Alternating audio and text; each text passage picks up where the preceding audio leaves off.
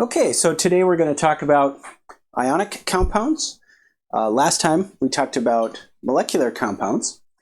And so ionic compounds are those in which electrons are transferred from a donor to an acceptor, and then the resulting charges, opposite charges on each of those, then through electrostatic attraction, hold these together in what's called an ionic bond.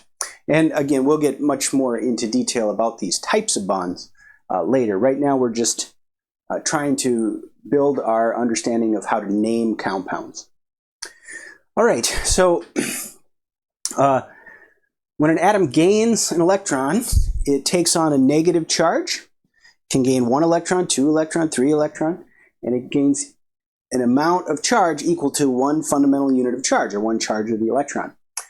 It's overall negative, and it's referred to as an anion.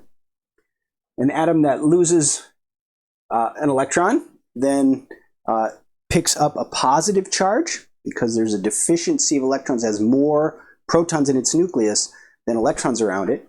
Then it is a cation. Collectively, or generically, these are referred to as ions. So an ion could be either positive or negative. A cation is positive, an anion is negative. And as I mentioned here, we've got some species that will have its electron stolen by another species. And this will leave the positive charge here and the negative charge here.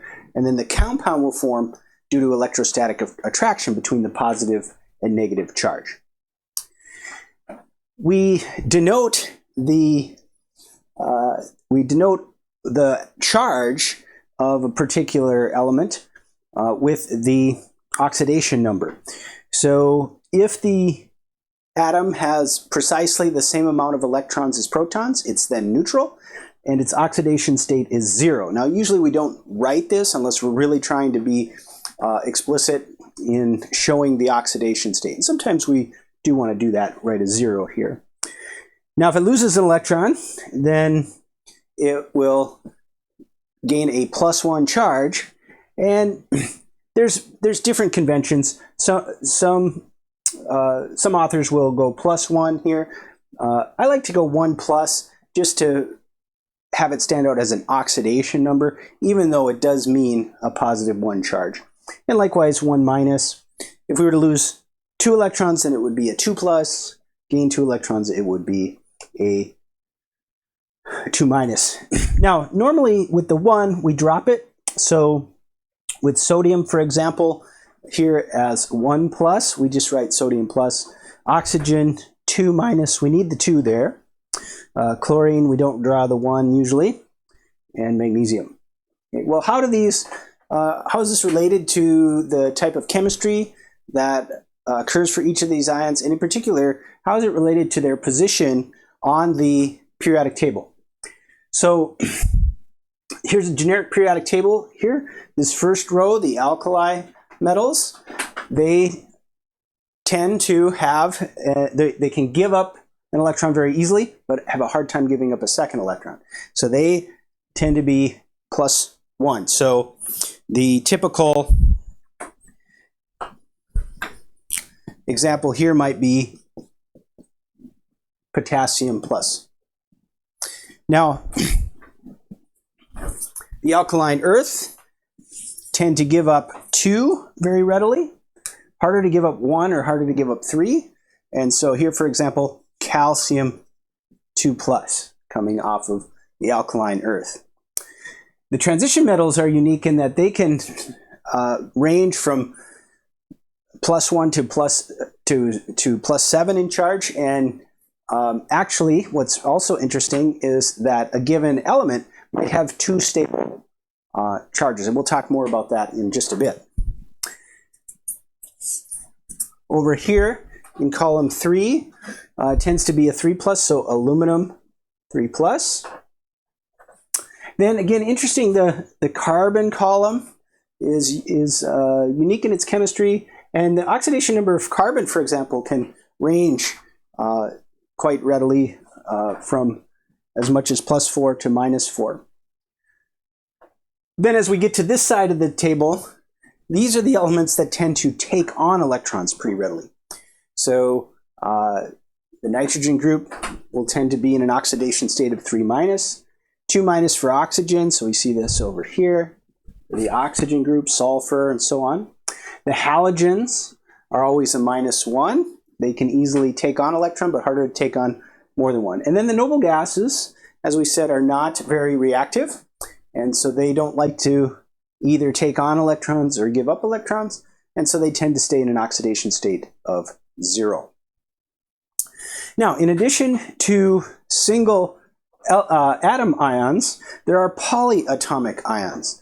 And these are clusters of atoms that are not a molecule or a compound because they carry a charge. And so they're a different category here as polyatomic ions.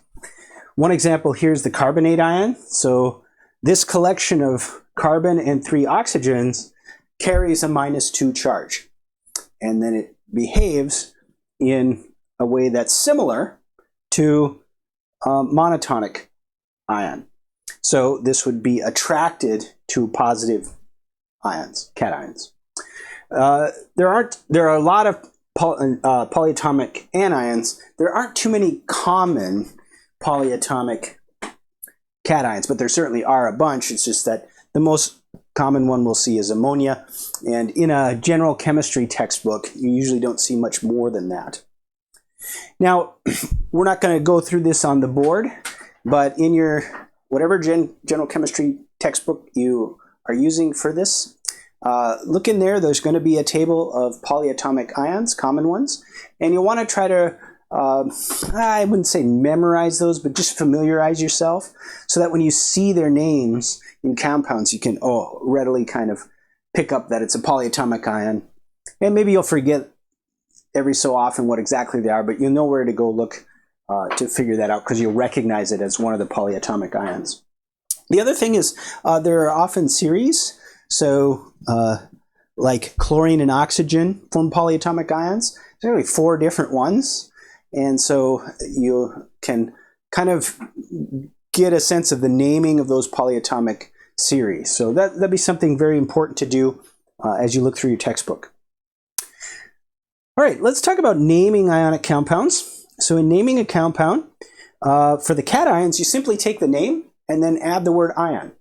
So for example, this is sodium ion. It's sodium ion. Now, in many cases, we'll get lazy and drop the word ion, and just the symbol here, we know that it's, or the context of the discussion, we might know that we're talking about the cation rather than the elemental state, the 0 state. Now,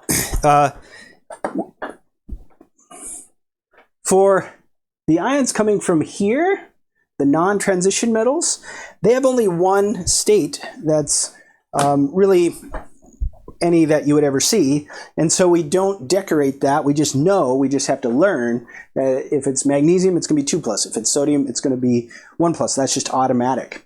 But for the transition metals, there are cases where you might have more than one, and a good example here is copper. So copper can be in very readily in either of these 2 states. The +2 is slightly more stable, but this is very, very stable, and so there's salts or compounds, ionic compounds, involving both of these very readily. And so we have to decorate the name with a Roman numeral. So this one will be copper Roman numeral 1 ion, copper 1 ion. And this will be copper 2 ion. Polyatomic ions just take their name. So again, study that chart in your book. Anions will take on, well, 2 things change here. We have to take the IDE or IDE ending and then add ion. So let's take a look at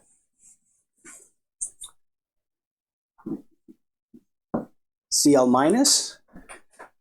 We wouldn't say chlorine ion, we would say chloride ion. as a way to name that ion. And again, the polyatomics just take on their names. Okay, so let's name these compounds. You've already been studying how to name binary molecular compounds, and there we had to use the prefixes. Mono, di, tri. Well, here it's a different naming scheme because the overall compound has to be neutral, and that forces one and only one way to put together the elements in a compound, because you have to make sure that the charge is neutral.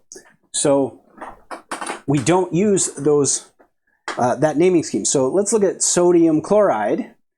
So we just build the name from these, and then of course it's not an ion anymore, it's in a compound, so we drop the ions, and so we just say sodium chloride or magnesium oxide. If we're using the polyatomics, ammonium perchlorate. And so we can name quite readily that way. Now, what about going back? And so here's what I was alluding to, that everything is neutral. Say we want to go this way. You're given the name sodium chloride. Well, you know that sodium has to be +1. And you know that chlorine has to be -1. And so there's only one way to make that neutral, and that would be this formula, 1:1. Okay? Well, what if we had sodium oxide?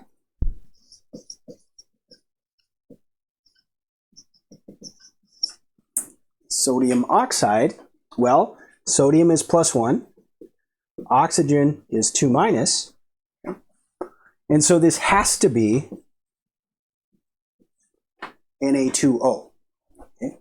Now I know this concept, once you get it, it's just easy, but I know just my experience with teaching a number of students that sometimes it's a little hard at first, and it's easy to get confused with the molecular naming scheme. So really try to practice this and make sure that you feel really confident in naming these compounds. Let's do one with a transition metal. Let's say we're given two names here. Let's go copper 1 oxide. Okay, well, copper 1, the Roman numeral says that we are just a +1. Oxygen is a 2-. So this has to be Cu2O. Okay. What if we go iron 3 oxide? This is rust. Well, iron 3 means it's a +3, and this is carries a plus or -2 charge. So to make that neutral, right, I can't just add them together. I have to have 2 of these, that would be a +6, and 3 of these, that would be a -6. So this would become Fe2O3. So that's how we can automatically get the right formula given the name, is this idea of the neutrality of the overall compound. Okay. All right, so again, just like the molecular compounds, take your time and practice working through the naming scheme. We're not to a point where we're doing a lot of mathematical calculations here, so keep telling yourself the story of what's going on, and then really getting in some practice with these names.